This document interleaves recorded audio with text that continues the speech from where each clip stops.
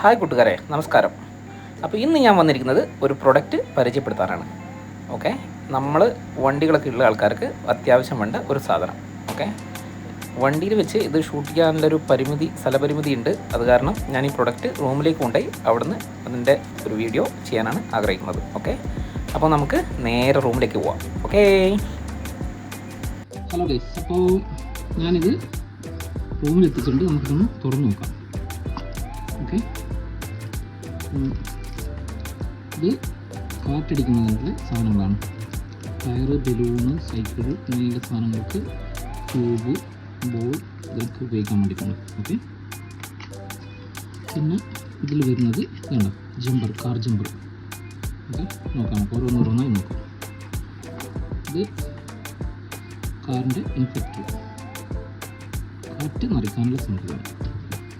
ഇവിടെ ഒരു കേബിൾ കൊടുത്തിട്ടുണ്ട് ഈ ഡിവൈസ് റീചാർജ് ചെയ്യാൻ വേണ്ടിയിട്ട്. ഓക്കെ, കാരണം ഇത് ബാറ്ററിയുടെ പ്രൊഡക്റ്റാണ്. അപ്പോൾ ഇത് നമുക്ക് റീചാർജ് ചെയ്യാം. ഇനി എന്താ പ്രൊഡക്റ്റ് നമുക്ക് നോക്കാം. ഓക്കെ, ഈ കാണുന്നതാണ് നമ്മുടെ മൾട്ടിപർപ്പസ് സാധനം. എന്തൊക്കെയുണ്ട് നമുക്ക് നോക്കാം. ആദ്യം അതിനുണ്ട് ഇതുണ്ടോ, ഇതാണ് ചാർജിങ് സ്ലോട്ട്. അപ്പോൾ സി ടൈപ്പ് ചാർജ് ഉണ്ട്. നമുക്കിത് ഫുൾ ചാർജ് ചെയ്താൽ ഒരു 5 ടൈംസ് നമുക്കിത്, അതായത് കാർ ജമ്പറായിട്ടും എയർ കംപ്രസറൊക്കെ ആയിട്ട് ഉപയോഗിക്കാൻ പറ്റും. ഓക്കെ, അപ്പോൾ ഈ ഡിവൈസിൻ്റെ ഇതാണ് നമ്മുടെ jumper system.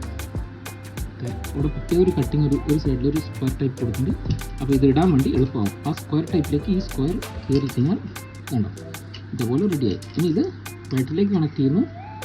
Boom, car start. അപ്പോൾ അതൊരു പരിപാടി. അപ്പം മറ്റുള്ള ഒരു പരിപാടിയും കൂടി ഉണ്ട്. ഓക്കെ, ഇനി ഇതുണ്ടോ, ഈ സാധനം നമ്മൾ ഇതിലേക്ക് ഇൻസ്റ്റാൾ ചെയ്ത് കൊടുക്കണം.